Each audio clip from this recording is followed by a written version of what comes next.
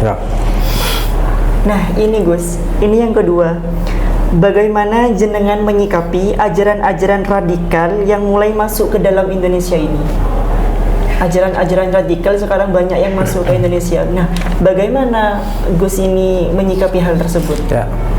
Tentunya memberikan pemahaman kepada masyarakat bahwa Islam itu yang diajarkan oleh Rasulullah Muhammad SAW itu sangat-sangat mengedepankan kemanusiaan.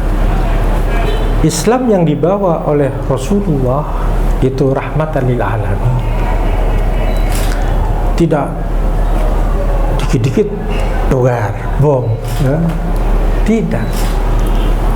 Nah, ini yang harus kita sering memberikan pemahaman kepada masyarakat kita, kepada masyarakat NU melalui Lailatul Ijtima misalnya begitu, atau kegiatan-kegiatan yang lain, bahwa radikalisme kemudian yang menjurus kepada terorisme itu bukan ajaran Islam. Bukan ajaran Islam. Ajaran Islam yang sebenarnya itu kayak apa, Gus? Begini, kalau kita mau belajar sejarah, Rasulullah Muhammad SAW di Madinah itu berdampingan dengan orang-orang non-Muslim. Ada Majusi, ada Nasrani, ada Yahudi.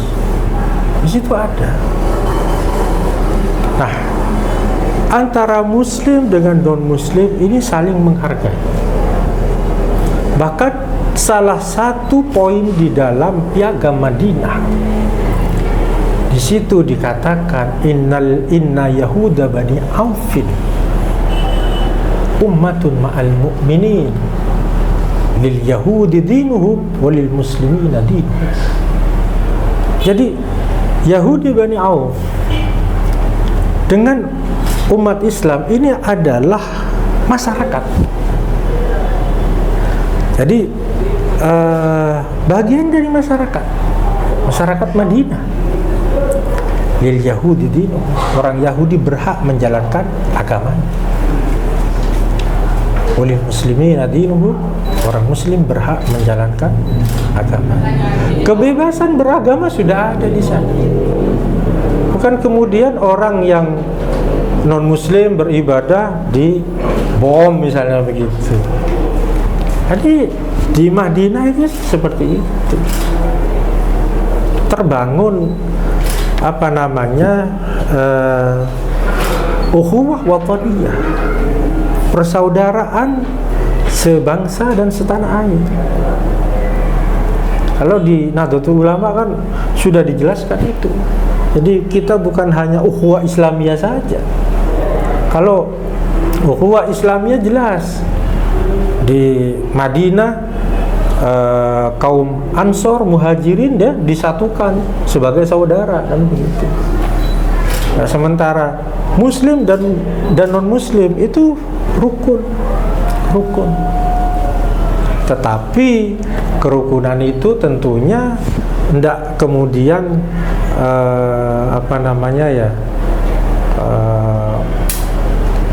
yang Muslim nanti ikut ke gereja, ibadah di gereja, ya enggak lah begitu. Jadi toleransi, saling menghargai itu dalam artian kita tidak mengganggu. Jadi kita menghargai perbedaan itu. Kalau urusan kemudian ini masalah akidah, ya enggak bisa kemudian dicampur adukkan. Ketika Idul Fitri misalnya ikut sholat, kemudian kalau pas hari raya mereka kita ikut ibadah, yaitu atas nama toleransi, ya enggak lah, enggak begitu. Karena kalau kita lihat surat Al-Kafirun itu kan asbabun nuzulnya kan begitu. Kafir Quraisy mencari atau menawarkan solusi kepada Rasulullah Muhammad SAW Katanya agar tidak ada pertentangan antara kaum muslimin dengan kafir Quraisy, itu bagaimana kalau di dalam beribadah itu gantian. Jadi misalnya sekarang orang Islam ikut nyembah patung, nanti kalau sudah selesai orang kafir Quraisy ikut ala Rasulillah misalnya begitu, maka kemudian turunlah ayat itu lakum dinukum waliyadin begitu. Jadi sebenarnya agama Islam dalam perspektif Nahdlatul Ulama yang kita pahami itu adalah ramah, Islam yang ramah. Perbedaan adalah sunnatullah. Walau sya'allahu la ja'alakum ummatan wahidah walakin liyabluwakum fima ataakum fastabiqul khairat. Jadi Allah kalau mau di dunia ini ada ummatan wahidah. Ummatun wahidah. Agamanya sama, budayanya sama, sukunya sama. Kalau Allah mau ya bisa saja. Tetapi itu kan tidak dilakukan. Walakin liyabluwakum fima ataakum fastabiqul khairat. Jadi adanya perbedaan sebenarnya merupakan ujian bagi kita. Maka perintah di dalam ayat itu fastabiqul khairat. Ayo kita berlomba-lomba kebaikan. Walaupun kita berbeda agama, mari kita berlomba-lomba di dalam membangun bangsa ini. Walaupun kita berbeda-beda suku, berbeda-beda bahasa, ayo kita fastabiqul khairat, membangun bangsa, membangun pendidikan dan sebagainya. Bukan kemudian saling caci mencaci karena adanya perbedaan, bukan seperti itu. Berarti kita itu harus toleransi terhadap agama-agama lain gitu ya Gus? Iya, toleransi artinya kita menghargai perbedaan. Menghargai perbedaan. Bukan kita misalnya mengakui bahwa akidahnya itu benar. Misalnya begitu. Itu benar. Oh, sama saja. Berarti itu benar, saya benar. Ya sudah, bukan begitu. Jadi kita beragama Islam itu kita harus yakin bahwa ini pilihan saya dan ini yang benar. Mereka misalnya mengatakan bahwa saya yang paling, silakan. Tetapi jangan memaksakan.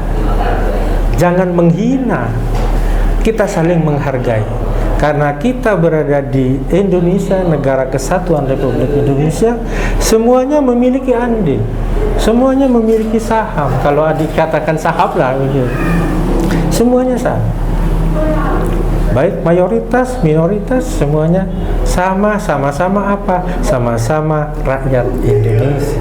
Tidak ada yang kemudian oh ini lebih tinggi. Tidak ada, semuanya sama. Sama sebagai bangsa, sama sebagai manusia, sama. Sudah. Baik, terima kasih. Kemudian ini yang terakhir Gus, bagaimana solusinya mengenai hal tersebut? Ya, kalau masalah radikalisme yang menjurus kepada terorisme, ini memang masalah pemikiran begitu. Kalau orangnya sih bisa saja dikerangkeng, tapi pikiran itu kan susah gitu, susah. Jadi memang perlu adanya pendekatan-pendekatan, perlu adanya kerjasama. Jadi pemerintah atau keamanan itu jangan jalan sendiri. Ini bukan kalau ditangkap kemudian selesai, tidak. Ini masalah pemikiran.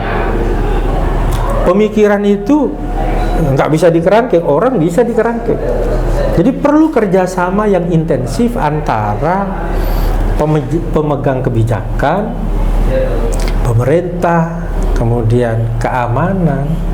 Ini berkolaborasi dengan para ulama, para kiai. Karena yang kita ketahui bahwa ulama-ulama NU tidak ada dalam sejarah yang teroris itu, tidak ada ya, tidak ada dalam sejarah, tidak ada.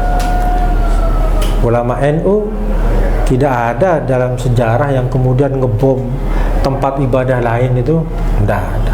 anti pemerintah misalnya mau mau mengkudeta, itu enggak ada. Jadi harusnya harus kerjasama. Di samping itu juga perlu pemahaman kepada masyarakat terkait dengan bahaya radikalisme, terorisme, karena itu bukan ajaran agama. Bukan ajaran agama. Jadi sebenarnya radikalisme, terorisme itu tidak hanya terjadi pada umat Islam, tidak. Di umat yang lain juga ada. Sehingga ini tidak ada sebenarnya kaitannya dengan ajaran Islam, tidak ada itu. Mereka saja yang memahami ajaran Islam itu salah. Memahami ayat sepotong-sepotong, seolah-olah Islam ini keras, padahal tidak. Kalau Islam ajarannya keras, kenapa kiai-kiai pondok pesantren, ulama-ulama NU kok nggak ada yang seperti mereka? Ayo, padahal secara keilmuan, jauh lah begitu. Nah ini yang dan juga solusinya adalah di Nahdlatul Ulama perlu ditekankan lagi, dimasifkan lagi Lailatul Ijtima, kemudian juga berkolaborasi dengan pemerintah daerah.